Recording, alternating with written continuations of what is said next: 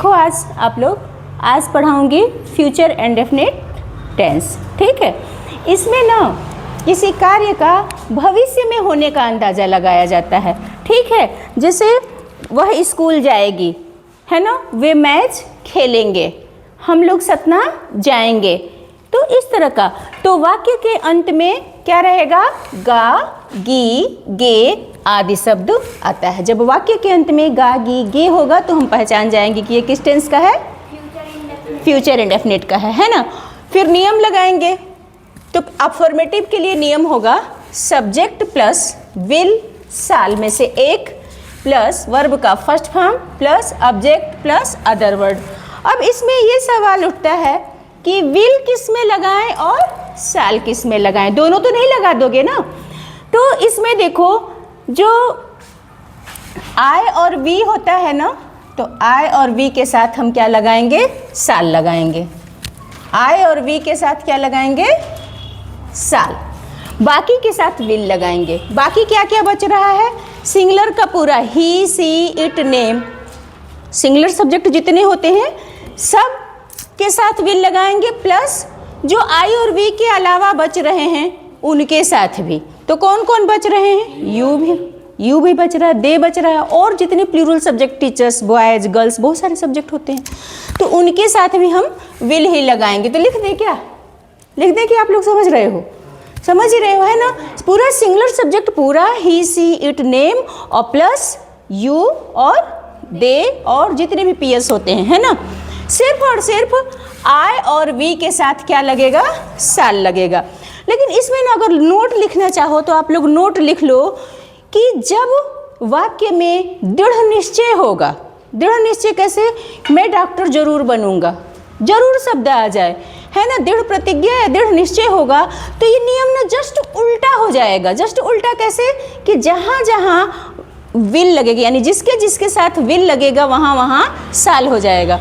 जैसे मान लो अभी देख रहे हो कि ही, सी, इट के साथ लगेगा, ही, सी, इट, नेम, है ना, नेम और यू और दे के साथ क्या लगेगा? विल लगेगा, है ना। तो नॉर्मल सब्जेक्ट अगर होगा, जैसे कि वह स्कूल जाएगी, तो सी विल गो टू स्कूल, ठीक है। लेकिन अगर ये हो जाएगा कि वह डॉक्टर जरूर बनेगी,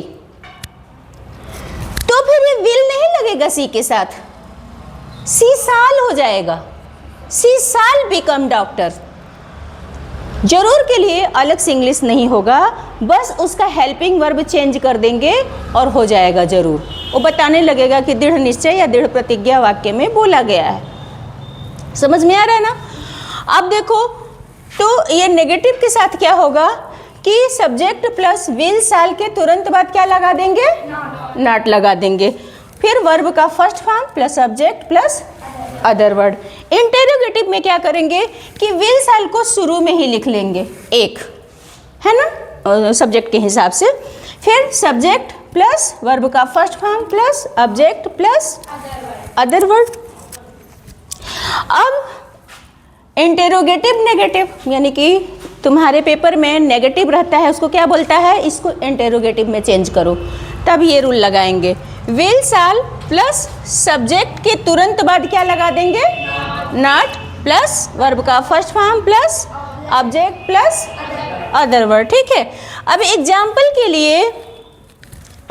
लिए देखो, वह स्कूल जाएगी, तो गी अंत में क्या है? गी। हम पहचान गए कि ये फ्यूचर इंडेफिनिट है। तो अब हम रूल लगाएंगे she will go to school. Negative में चेंज करेंगे तो क्या हो जाएगा? She will not go to school, वह स्कूल नहीं जाएगी। इंटेरोगेटिव में क्या हो जाएगा? Will she go to school, क्या वो स्कूल जाएगी, है ना। और इंटेरोगेटिव नेगेटिव में क्या हो जाएगा? Will she not go to school, क्या वो स्कूल नहीं जाएगी, ठीक है। अच्छा, जो हम वो बताए थे कि जिसमें जरूर शब्द होगा, वो कैसे करेंगे? अब इसी को मान लो हो जाएगा, वह डॉक्टर जरूर बनेगी, वह डॉक्टर जरूर बनेगी। तो देख रहे हो, जरूर शब्द आया है ना, तो यहाँ विल लगा है, साधारण है, लेकिन उसमें दृढ़ निश्चय है, प्रतिज्ञा है। तो क्या हो जाएगा, अब क्या हो जाएगा, थोड़ी बता के बताना। She shell become doctor. वह डॉक्टर जरूर बनेगी। बाकी नेगेटिव इंटरोगेटिव बनाने का वही रूल रहेगा। ठीक है, चलो अच्छे से पढ़ लो, घर में इसमें होमवर्क करने का प्रयास करना। ठीक है, जो होमवर्क देंगे, और फिर क्या करना है, बस जहाँ